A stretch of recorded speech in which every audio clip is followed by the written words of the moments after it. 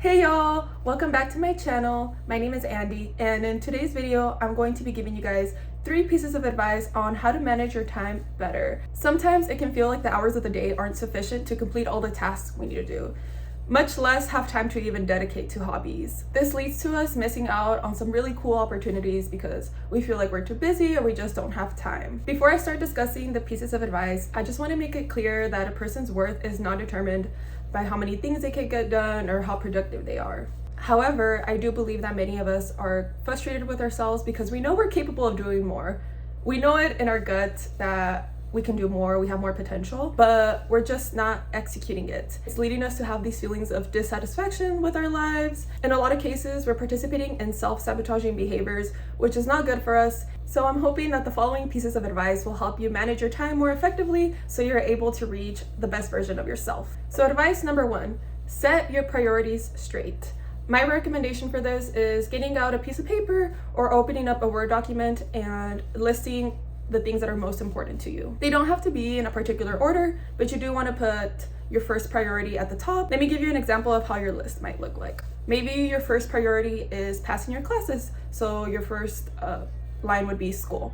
Next would be maybe your job, like a part-time job, or it can be playing the guitar, like a new skill. Maybe you want to learn to code, that can be your second priority. Your third priority can be going to the gym, keeping your home clean. Another priority of yours might be spending time with your family or with your significant other. The goal of this activity is just to make it clear to you what's most important to you so you're able to stop focusing on things that aren't as important. Ideally, this list should display your responsibilities, your interests, or the people that are most important to you that you really want to focus on. And once you realize, okay, these are the most important things in my life, you can dismiss everything else. You're able to dismiss all the other things that are consuming your time that just aren't actually in your best interest. Once you start accommodating your schedule to your priorities, you're more likely to feel fulfilled, and also you're staying more true to yourself. What you choose to focus on becomes your reality. For instance, if one of your goals is to become fit, if you choose to focus on the gym,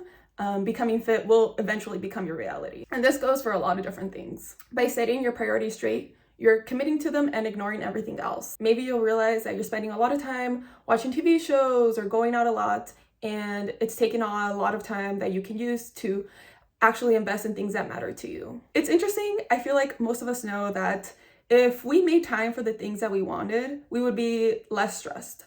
But I think we all crave instant gratification, and because a lot of the things that we want take a lot of effort and time, we're not willing to be patient.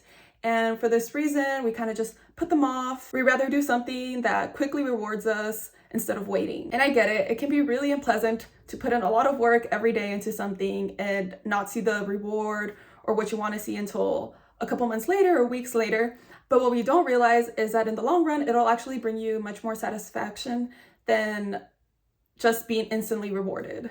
So here the next question is, how do you actually work on your priorities? Which leads me to my second piece of advice. Work from systems, not goals. So I might sound like I'm bashing goals here a little bit, but I am.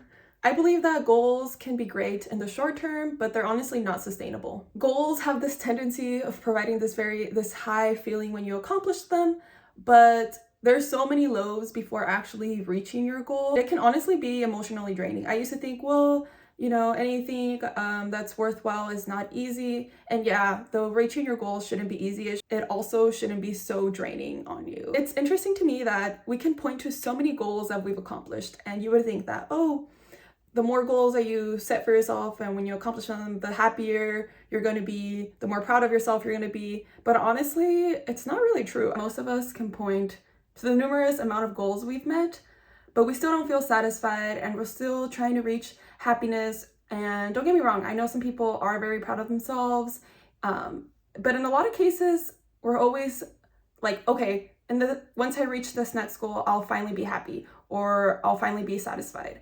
And it's just this endless cycle. And I've come to realize that, yes, goals are great, and it's what keeps us motivated in a lot of cases to do things. But I believe that systems are a better way to help you reach your objectives as opposed to goals. Goals just began to become suspicious to me because I could point at all these goals, but for some reason, I still felt like I wasn't doing enough. I think that instead of focusing on just goals, we need to focus more on our everyday lives, because I think what a lot of people don't realize is how much of an impact your everyday habits have on how you view yourself. And having them is not easy. It does require a lot of discipline, but it helps you actually be in control of your life. Let's say you're trying to learn a new skill, which can be learning to play an instrument, a guitar. When you set a routine like, hey, I'm going to study or I'm going to play 1 to 2 hours every single day, once you make it a routine, over time it's going to become a habit, and it's not going to require as much willpower to get started to practice. Because I feel like in a lot of cases, we'll be sitting in a couch and you know what you want to work on, what you want to do, but you just don't want to do it. And it's kind of contradicting because you want to do this, but why aren't you doing it, right?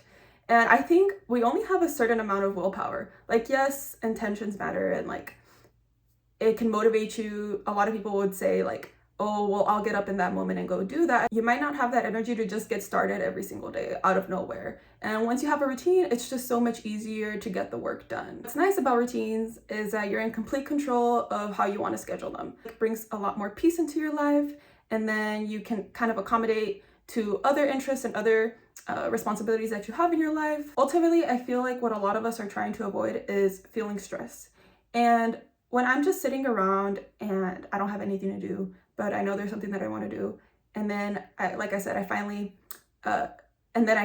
get the willpower to do that activity. That little moment of just being like, oh, I don't want to do it, it's just so unpleasant, and it kind of stresses me out. And getting started on a routine, don't get me wrong, can also be kind of annoying, like, oh, I don't want to do this. But over time, I feel like it doesn't feel as hard to get started as opposed to just kind of starting out of the blue. And previously I mentioned how your everyday habits have a really big impact on how you view yourself and just how you feel about yourself. And I kind of want to go back to this point, because let's say you have this routine and you're able to accomplish whatever you wanted for the day, right? I feel like you go to bed much more happy. You're like, oh my gosh, I did this, yes, as opposed to like having this goal in the long run and you did nothing to contribute to it.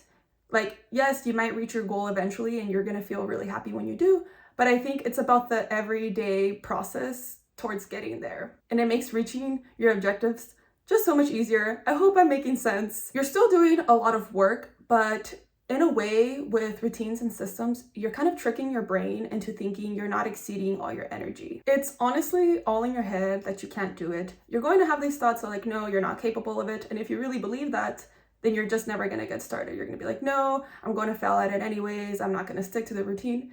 But you just have to ignore your thoughts in the beginning. And honestly, over time, you'll have these thoughts less. You really just need to believe in yourself. I think an example I have is kind of like when you're going to the gym. Let's say you're on the treadmill, you're running or whatever, and you want to run maybe an extra mile, but you're like, no, I can't do it.